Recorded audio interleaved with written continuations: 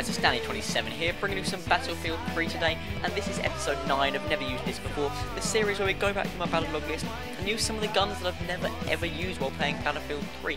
And this week going to be looking at the MG36, which is a gun for the support class. The MG36 was unlocked, or came into Battlefield 3 in the Back to Karkland expansion pack. It is unlocked via an assignment which is called Keep Your Head Down. The assignment required you to get 100 kills with the LMG, 50 suppression assists and 50 ammunition box resupplies, which isn't a particularly difficult achievement or assignment, but it might take a little bit of grinding. The 100 kills will take you, I don't know, between 5 and 10 games, maybe 3 or 4 if you're having a really good session. The suppression assist, seeing as you can do that with any class, should come rather quickly just by playing a few games. But the ammunition resupplies, especially for someone like me who doesn't really play as the support class, just takes a bit of getting used to, instead of, because obviously you can't throw it down as often as a medic pack because you don't need to, but I never really got into the swing of throwing it down to give myself or my teammate more ammo.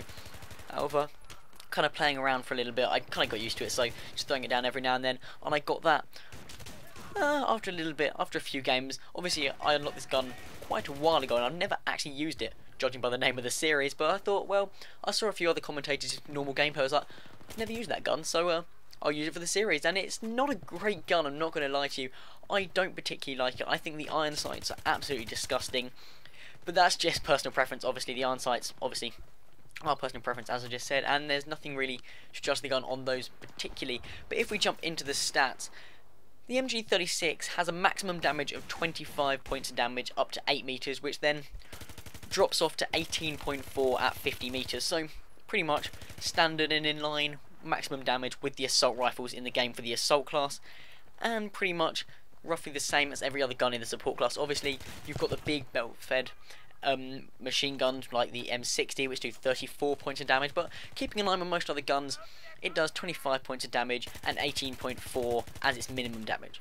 It has a 750 RPM, which is rounds per minute, as you probably should know if you're watching one of these gun videos, but that's pretty average. It's not a particularly fast rate of fire, but 750 rounds per minute isn't anything to laugh at. It's definitely a reasonable amount of fire, seeing as you've got other guns in the same class, like the QBB95, which I think was one of my first ever videos in this series, only has a 650 RPM, which does exactly the same damage.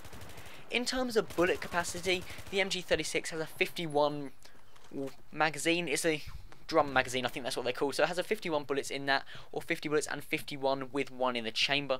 This gun does have extended mags, and with extended mags it does bump that up to 101, which is quite useful, but I think there are other attachments that this gun needs a lot more than extended mags.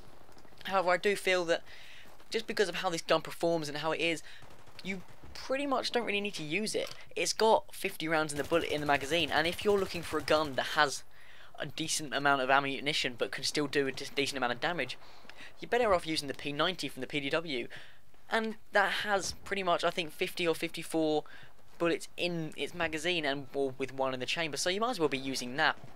It doesn't quite do it justice, seeing as the amount of bullets it has.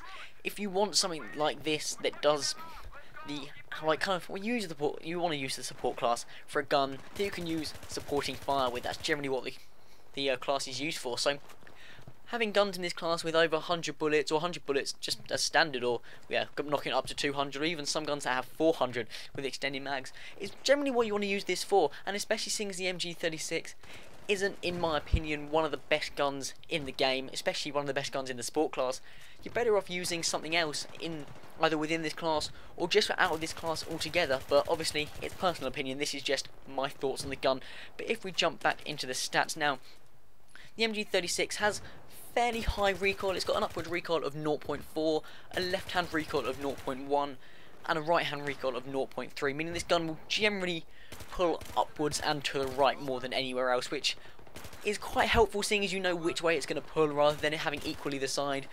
That means you're not really sure, but seeing as it's got more recoil to the right and upward than it has to the left, you're pretty much sure it's going to always pull up and to the right, so you can pretty much bring that down. On mouse it'll be a lot easier, obviously with the thumbstick just holding it down a little bit, you generally know how to control recoil. In terms of what attachments I would recommend with this, as I say in every single video, the sight is optional, it's down to personal preference. I personally hate the iron sight, so I will be using a sight on this gun.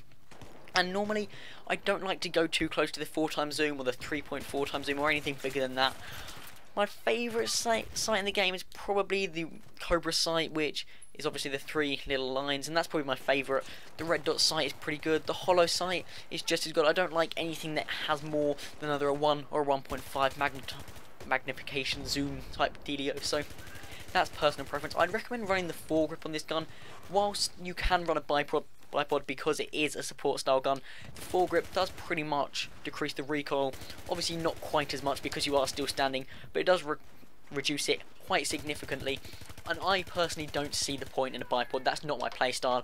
I like to be moving around, running around quickly, and being able to take out targets, so being able to sit in one place with a bipod and let it down isn't really my playstyle, but if that's how you want to play, a bipod for this gun is really rather useful.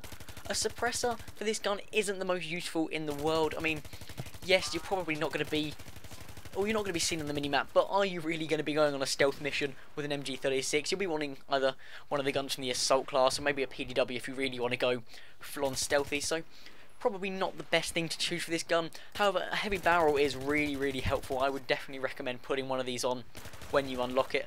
It is unlocked, if I just consult my screen, is unlocked at 350 kills, which is quite a lot, so it's going to be your last unlock for this gun. So if you kind of really want to work with this gun to 350 kills, personally I wouldn't want to do that, but judging by all the stats and everything, a heavy barrel is a very good option for this gun. It does increase the damage at range, making the drop off end at 65 meters instead of the normal 50. Adds 15 meters to that, and 15 meters is quite a decent amount of range, so heavy barrel will be very useful, and a foregrip obviously just as useful as well.